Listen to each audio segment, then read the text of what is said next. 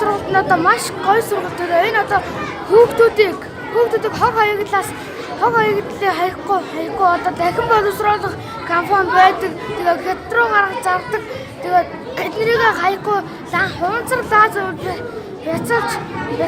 бяцлаад нөгөө нэг хүмүүс компани хүмүүс тэгээд хуунд сандал ширээ тэгээ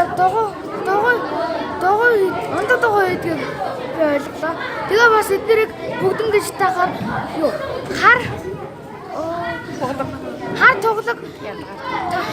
тоглог ялгараа тэрний утааг өнөөсөн их маш их ууртай болдог. Би энэ сургалтнаас нөгөө хүмүүс хогоо ингээд газар хайчгаар тэр нь газрыг бохирдуулдаг тэрийг бас ойлгосон. Тэгээд бас нөгөө нэг бид нар хог хаяа шатаахаар хар тоглог гэдэг зүйл гарч ирдэг.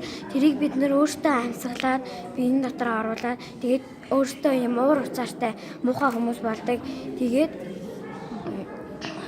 хогоо хаягаар тэрийг амьтад идээд бас үхдэг гэдгийг ойлгосон. Хогоо тэр зөв нэг тус нь хогийн сандаа хийгээд нөгөө цаас тэгээ шил гэлгар сав хамаагүй тийм юм тус нь англиад тийм тушаавал бидний суудаг сандал дугууны тавиур олон юм хийгээ сурсан. Тэгээд бас тийм одоо хөдөө гадаа байдаг хүмүүс нөгөө их тийм бактеришиг гэж хатаагаад хажууд нэсээ хүн их уур уцаатай тийм идэрлийн согогтой өвчнөд болгийг би сая ойлгосон. Найзуудтай хандаад хогоо зөв тусгай зориултын хогийн самд нээж байгаарай. Тэгээ бас аав ээжтэй хогоо битгий шатааж агараа гэж хэлээ. За чихэр бичээ идэхээр яадаг гинөө?